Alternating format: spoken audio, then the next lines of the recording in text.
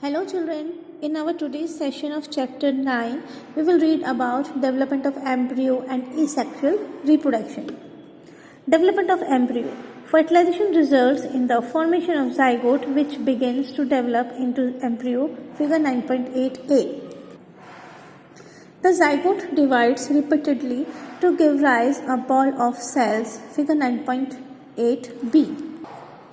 The cells then begin to form groups that develop into different tissues and organs of the body.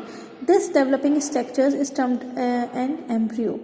The embryo gets embedded in the wall of the uterus for further development, figure 9.8c. The embryo continues to develop in the uterus. It gradually develops body parts such as hands, legs, head, eyes, etc., ears, etc.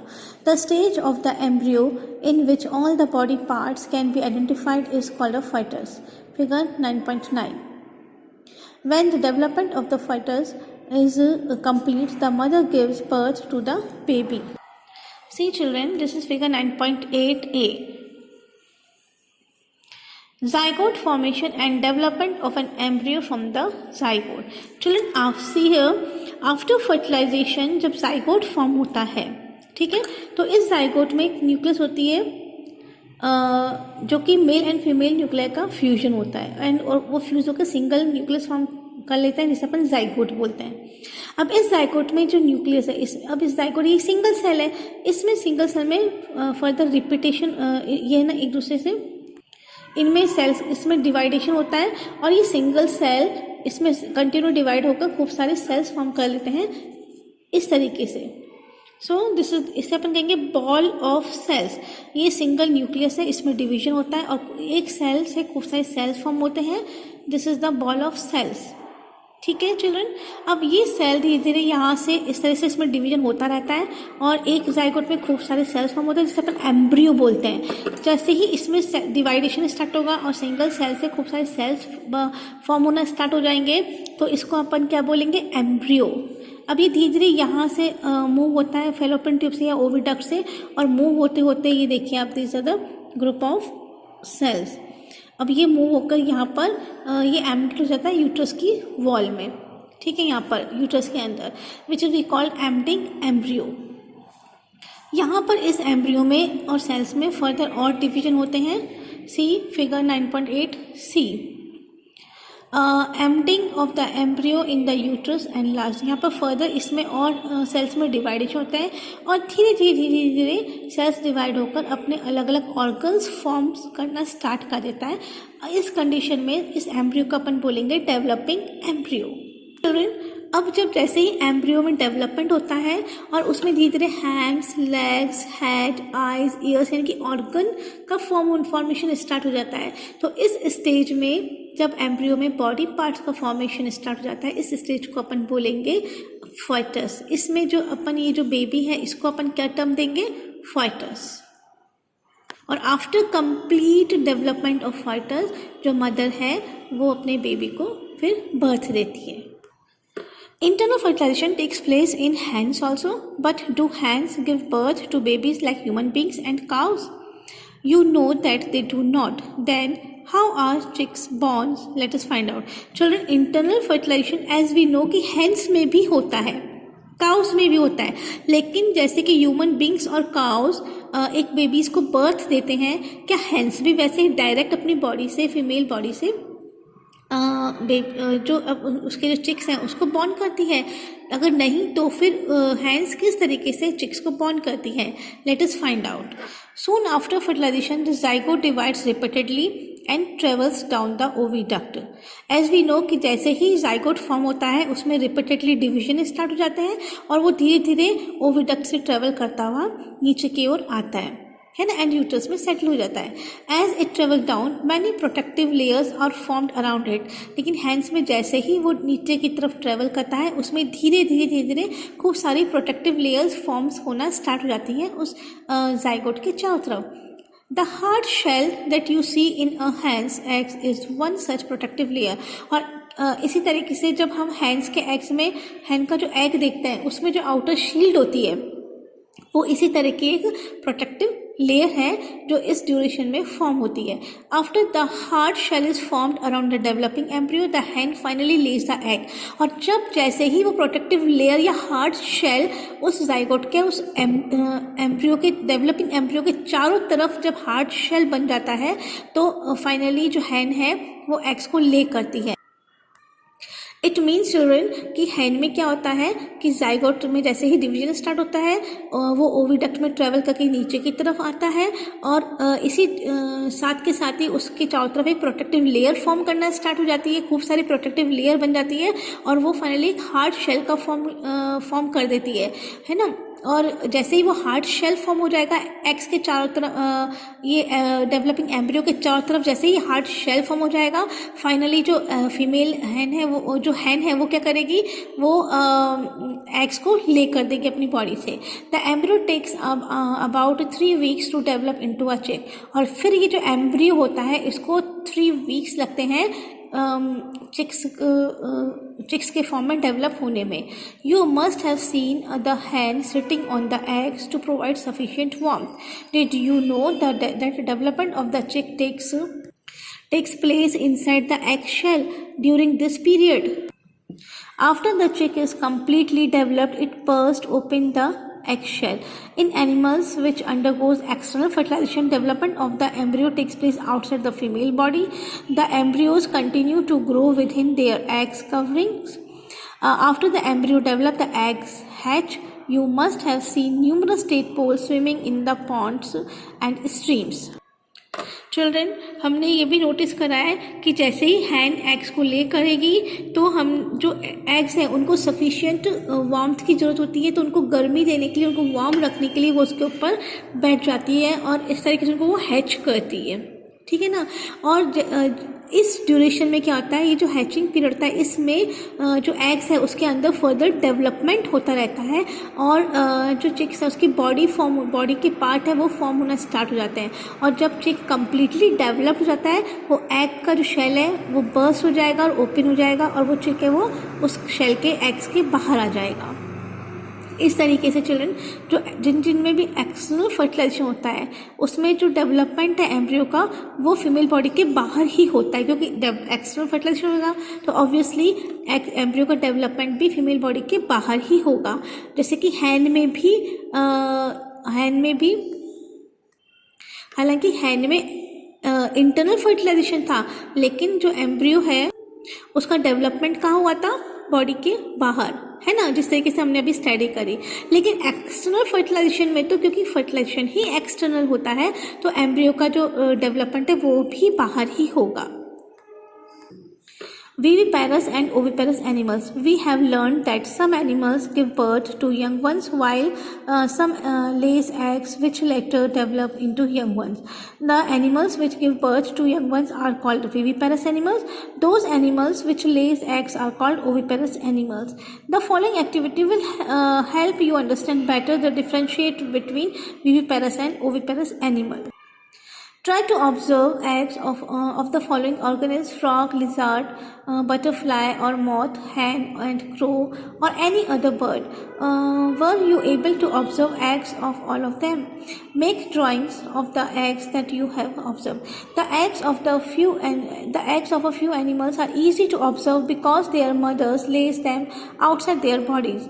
These are examples of oviparous animal, but you would not be able to collect the eggs of a dog, cow or cat. This is because they do not lay eggs. The mother gives birth to the young ones. These are the example of viviparous animals. Can you now give some more examples of viviparous and oviparous animals? Now children, कुछ जो animals होते हैं they give birth to young ones. वो direct young ones को birth करते हैं, उन्हें अपन बोलेंगे विविपेरस एनिमल्स. लेकिन ऐसे एनिमल्स जो डायरेक्ट यंग वंस को बर्थ नहीं करते, पहले वो एग्स ले करते हैं और फिर उनके एग्स से obviously outside the female body और फिर उनके एग्स से जो यंग वन से वो बर्थ लेते हैं. ऐसे एनिमल्स को अपन बोलेंगे ओवीपेरस एनिमल्स, जैसे कि अपन ने अभी स्टडी करी थी. जैसे कि हैंड्स हो गए, ठीक है ना, भले ही उनमें एक्सटर्नल फर्टिलाइजेशन हो इंटरनल फर्टिलाइजेशन हो. जैसे कि हैंड्स है उसमें फर्टिलाइजेशन इंटरनल हो रहा है लेकिन वो एग्स ले कर रहे हैं, ठीक है, तो वो हो गए ओविपेरस एनिमल। लेकिन ह्यूमन बींग्स हैं वो जैसे काउस है, डॉग है, वो डायरेक्ट यंग वंस को बर्थ दे रहे हैं, तो वो क्या हो गए विविपेरस एनिमल्स। इस कंडीशन में चिल्ड्रन एग्स दोनों में फॉर्म होते हैं, ठीक है, फीमेल एंड मेल, जाइगोट दोनों में फॉर्म होता है, एम्ब्रियो सब में बनता है। लेकिन कुछ जो एनिमल्स हैं उनके एग्स को हम इजीली विजिबल कर सकते हैं, पहचान सकते हैं, देख सकते हैं, क्योंकि वो एग्स बाहर ले करते हैं बॉडी के और फिर उनसे यंग वंस बर्थ लेते हैं, ठीक है। लेकिन इनमें जो विविपेरस एनिमल्स हैं इनमें हम एग्स को देख नहीं सकते, क्योंकि वो एग्स फीमेल की बॉडी के अंदर ग्रो एंड डेवलप करता है। पहले जाइगोट बनेगा, फिर एम्ब्रियो बनेगा एंड फर्दर उसका डेवलपमेंट होगा इनसाइड द फीमेल बॉडी। तो ऐसे एनिमल्स में, विविपेरस एनिमल्स में अपन उसको देख नहीं सकते, ऑब्जर्व नहीं कर सकते। Young ones to adults. The new individuals which are born or hatched from the eggs continue to grow till they become adults. In some animals, the young ones may look very different from the adults. Recall the life cycle of silkworm, egg, larva or caterpillar, pupa, adult. You studied in class 7. Frogs is another such example, figure 9.10. Observe the different stages of the frog starting from the egg to the adult stage. We find that there are 3 distinct stages, that is egg, tadpole, larva, adult. Don't the tadpoles look so different from the adults? Can you imagine that these tadpoles would someday become frogs? Similarly, the caterpillar or the pupa of the silkworm looks very different from the adult moth. The features that are present in the adults are not found in these young ones. Then what happens to the tadpoles or caterpillars thereafter? You must have seen a beautiful moth emerging out of the cocoon. In the case of tadpoles, they transform into adult capable of jumping and swimming. The transformation of the larva into an adult through drastic changes is called metamorphosis. What about the changes that we observe in our body as we grow? Do you think that we too undergoes metamorphosis? In human beings, body parts similar to those present in the adults are present from the time of birth. Now children, अब जब egg की hatching होती है ना, तो उसमें फिर further development होता है ड्यूरिंग द हैचिंग पीरियड, और जैसे ही एग का शेल ब्रेक होता है वैसे ही उसमें जब नया ये जो यंग वन है वो बर्थ लेता है, तो जैसे ही जब वो बॉर्न होता है उस स्टेज से लेकर एडल्ट तक, है ना, उसमें कई एनिमल्स ऐसे होते हैं जो जिनमें जैसे ही बर्थ, जैसे ह्यूमन बीइंग एक बेबी बर्थ लेगा तो उसमें वही ऑर्गन्स, वही सेक्सुअल फीचर्स होंगे, जब वो एडल्ट बनेगा तब भी उसमें को अपन ईजिली उसको आइडेंटिफाई कर सकते हैं कि हाँ ये ह्यूमन बीइंग का एक यंग वंस है, ठीक है। ऐसे सेम डॉग्स में हम आइडेंटिफाई करते हैं ये जो डॉग है या कैट है, ये कैट का यंग वंस है, ये है ना, उसके जो इन द सेम हम उसको आइडेंटिफाई, जैसे एक चिक है उसको आइडेंटिफाई कर सकते हैं कि हाँ ये चिक है ना, और उसको इमेजिन कर सकते हैं फर्दर वो बड़ा होकर हैन बनेगा। फर्दर एक ह्यूमन बींग्स का जो यंग वंस है, जो बेबी है, वो जो बर्थ लेता है, वो बड़ा होकर ऑब्वियसली एडल्ट में किस तरह के फॉर्म में होगा ये हम आइडेंटिफाई कर सकते हैं। लेकिन कुछ एनिमल्स ऐसे होते हैं उनमें हम आइडेंटिफाई नहीं कर सकते कि उसका जो जैसे ही उसका जो यंग वंस बर्थ लेगा वो और जब वो एडल्ट बनेगा वो उनमें बॉडी में सिमिलरिटीज़ वही रहेंगी, क्योंकि उनमें वही सिमिलरिटीज़ नहीं रहती हैं। यहाँ पर मैं आपको एक एग्जांपल देती हूँ सिल्क वर्म का। सिल्क वर्म के जब एग्स हैं, ठीक है, सिल्क वर्म जब अपनी बॉडी से एग्स ले करता है तो उसमें डेवलपमेंट होकर लार्वा या कैटरपिलर फॉर्म होता है, फिर इसमें फर्दर डेवलपमेंट होता है और प्यूपा फॉर्म होता है, और प्यूपा में फर्दर डेवलपमेंट होता है, और जब ये अपने कोकून से बाहर आता है तो एक एडल्ट सिल्क मॉथ बनता है। तो हम देखेंगे कि जो लार्वा या कैटरपिलर है वो प्यूपा से डिफरेंट होता है और प्यूपा एडल्ट सिल्क मॉथ से डिफरेंट होता है। हम सिल्क वर्म या जो सिल्क मॉथ है उसके लार्वा को देखकर या कैटरपिलर या प्यूपा को देखकर कतई आइडेंटिफाई नहीं कर सकते कि ये एडल्ट फॉर्म एक सिल्क मॉथ बनेगा या मतलब सिल्क वर्म बनेगा, क्योंकि सिल्क इसका और इसकी जो अपीयरेंस है उसमें बहुत डिफरेंस है, ठीक है। लेकिन ये चीज़ ह्यूमन बीइंग में या कैट में या हैन में या डॉग में नहीं है। उसमें यंग वंस और एडल्ट में जो अपने पार्ट्स हैं बॉडी के अपेयरेंस है उसमें सिमिलरिटी है, जबकि इसमें हम लार्वा या प्यूपा को देख के बिल्कुल, ये लार्वा और प्यूपा एडल्ट सिल्क मॉथ से बहुत ज़्यादा डिफरेंट है। सेम चीज़ होती है फ्रॉग के कंडीशन में। This is the figure 9.10 life cycle of frog. इसमें हम देखते हैं कि ये फ्रॉग है जब ये एग्स को ले करता है और इसमें फर्दर रिपीटेडली डिवीजन होता है, डेवलपमेंट होता है और अर्ली टेडपोल जिसे हम लार्वा बोलेंगे ये फॉर्म होता है। तो क्या और इसमें फर्दर डेवलपमेंट होकर लेट टेडपोल बनता है। तो हम इसको या इसको देखकर इमेजिन कर सकते हैं कि हाँ ये और ये सेम है, इनमें कितने डिफरेंस है, कितना इनमें एक दूसरे से कितने डिफरेंट है कि हम इनको देखकर इमेजिन नहीं कर सकते हाँ ये फर्दर डेवलपमेंट होकर इनमें और इस तरह से एक एडल्ट फ्रॉग फॉर्म हो जाएगा। लेकिन यही हम अगर जब एक ह्यूमन बींग्स का बेबी बर्थ लेता है तो उसको देखकर हम और किसी एडल्ट ह्यूमन बींग को देखकर हम इजीली फाइंड कर सकते हैं हाँ ये फ्यूचर में इसकी जो बॉडी है वो वैसी बनेगी, क्योंकि इनमें बहुत सिमिलरिटीज़ होती है, सेम ऑर्गन सेम फीचर सब कुछ होता है। तो ये चीज़ हम फ्रॉग्स में या सिल्क मॉथ में नहीं कर सकते। तो इस तरह के जो ड्रास्टिक चेंजेस आते हैं, जैसे कि लार्वा से डायरेक्ट एडल्ट का बन जाना, इतने ड्रास्टिक चेंजेस से, तो ऐसे ड्रास्टिक चेंजेस को अपन बोलेंगे मेटामॉर्फोसिस, जो कि ह्यूमन बींग्स में या इनमें मेटामॉर्फोसिस क्यों नहीं होता, क्योंकि इनमें इनकी बॉडी के अंदर इतने ड्रास्टिक चेंजेस नहीं होते, क्योंकि इसमें इतना जैसे इसमें ये अलग है एकदम, ये अलग है, और इन दोनों की बॉडी में इतने ड्रास्टिक चेंजेस होकर और ये एक एडल्ट फ्रॉग फॉर्म करता है। ठीक है, तो इस प्रोसेस को अपन बोलेंगे Metamorphosis. In the same way जो सिल्क मॉथ है उसमें जब एग से लार्वा बनते हैं, लार्वा में फिर ड्रास्टिक चेंजेस होते हैं, प्यूपा बनता है और इन दोनों की बॉडी में कई चेंजेस आते हैं और अल्टीमेटली एडल्ट मॉथ या सिल्कवर्म फॉर्म होता है। तो this process is known as metamorphosis, जिसमें लार्वा या प्यूपा में इतने ड्रास्टिक चेंजेस आते हैं तब जाकर के एडल्ट बॉडी फॉर्म होती है। Such type of processes are known as metamorphosis. तो चिल्ड्रन अभी तक हमने पढ़ा सेक्सुअल रिप्रोडक्शन। सेक्सुअल क्यों? क्योंकि वो मेल एंड फीमेल गैमेट के फ्यूजन से फॉर्म होता है। ठीक है, now 9.3 is sexual reproduction. So far we have learned about the reproduction in some family animals, but what about very small animals like hydra and microscopic organisms like amoeba? Do you know how they produce? Let us find out. Children, अभी तक हमने animals ऐसे animals में इस तरह का reproduction पढ़ा जिसके बारे में हमें मालूम था, लेकिन अगर ऐसे माइक्रोस्कोपिक एनिमल्स जैसे कि हाइड्रा या अमीबा है ना, जिनको हम नेकेड आई से नहीं देख सकते, जिसके लिए हमको माइक्रोस्कोप की जरूरत होती है, अगर इनमें भी क्या रिप्रोडक्शन होता है और होता है तो किस तरीके से होता है। Figure activity 9.3. Get permanent slides of hydra. Observe them using hand lens or a microscope. Look out for any bulges from the parent body. Count the number of bulges that you see in different slides. Also note the size of the bulges. Draw the diagram of a hydra as you see it. Compare it with figure 9.11. In each hydra, there may be one or more bulges. These bulges are the developing in new individuals and they are called buds. Recall the presence of buds in yeast. In hydra 2, the new individuals develop as outgrowths from a single parent.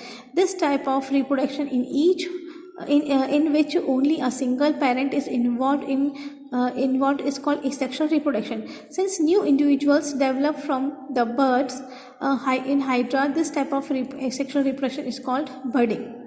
See children, this is the figure of hydra. इस हम जो permanent slides होती हैं hydra की वो लेंगे और उसको with the help of hand lens और माइक्रोस्कोप उसकी स्टडी करेंगे। तो जब हम उसकी स्टडी करते हैं तो व्हाट वी विल ऑब्जर्व कि उसकी बॉडी से इस तरह की जो बल्जेस है वो बाहर निकल रही है। ठीक है चिल्ड्रन, तो क्योंकि हाइड्रा एक माइक्रोस्कोपिक ऑर्गेनिज्म है और इसकी बॉडी में क्या होता है कि इस तरह से बल्जेस निकलती हैं और इन बल्ज या बर्डिंग्स निकलते हैं ना, और इन बर्ड्स में फिर क्या होता है, इन बल्जेस को अपन बर्ड्स बोलते हैं और इन बर्ड्स में फर्दर डेवलपमेंट होने लग जाता है।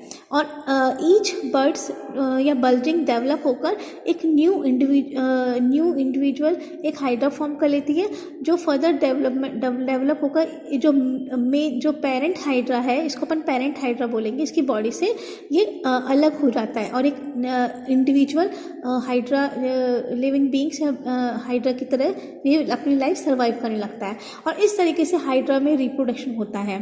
तो ऐसा रिप्रोडक्शन जो कि सिंगल पेरेंट से होता है, जिसमें मेल एंड फीमेल पेरेंट की जरूरत नहीं होती है, मेल या फीमेल गैमेट की जरूरत नहीं होती है, एक सिंगल पेरेंट से ही न्यू इंडिविजुअल फॉर्म होता है। इस तरह के रिप्रोडक्शन को अपन बोलेंगे एसेक्सुअल रिप्रोडक्शन। और क्योंकि हाइड्रा में ये एसेक्सुअल रिप्रोडक्शन बर्ड्स से होता है, थ्रू बर्डिंग होता है ना, पहले बर्ड्स निकलते हैं फिर न्यू इंडिविजुअल बनता है, तो इस तरह के एसेक्सुअल रिप्रोडक्शन को अपन बोलेंगे बर्डिंग। Another method of asexual reproduction is observed in the microscopic organism amoeba. Let us see how this happens. You have already learned about the structure of amoeba. You will recall that amoeba is a single-celled organism. It begins the process of reproduction by the division of its nucleus into two nuclei. This is followed by the division of its body into two, each parts receiving a nucleus. Finally, two amoebae are produced from one parent amoeba. This type of asexual reproduction in which an animal reproduces by dividing into two individuals is called binary fission. Apart from budding and binary fission, there are other methods by which single parent reproduces young ones. You will study about these in higher classes. Look here children, ये asexual reproduction में एक दूसरा method है reproduction का, जिसे अपन बोलते हैं binary fission. यहाँ पर हम एग्जाम्पल लेते हैं अमीबा का। Amoeba is microscopic single celled animal. इसमें क्या होता है कि जो न्यूक्लियस होती है, इसमें डिवीजन स्टार्ट होता है और ये एक जो न्यूक्लियस है it divides into two nuclei. This is dividing nucleus, जो कि two nuclei में डिवाइड हो जाती है। जैसे ही न्यूक्लियस डिवाइड होगी वैसे ही फर्दर ये जो अमीबा है, पेरेंट अमीबा, इसकी बॉडी में भी डिवीजन स्टार्ट होगा और ये भी टू पार्ट्स में डिवाइड हो जाएगा इस अमीबा की बॉडी। और ईच न्यूक्लियस ईच पार्ट में ईच पार्ट कैरी कर लेगा एक एक न्यूक्लियस को।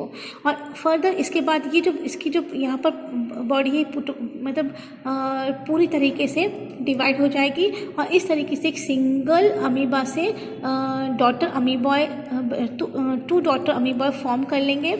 और इस तरीके से जो रिप्रोडक्शन होगा उसे हम बोलेंगे बाइनरी फिजन। बाय मतलब टू, फिजन मतलब टुकड़े हो जाना। तो सिंगल जो पेरेंट है उसकी बॉडी में पहले न्यूक्लियस टू पार्ट में डिवाइड होती है, उसके बाद उसकी बॉडी टू पार्ट्स में डिवाइड होती है और इस तरीके से जो पेरेंट बॉडी है अमीबा बॉडी, इससे टू डॉटर अमीबॉय बन जाते हैं। So this asexual reproduction is known as binary fission.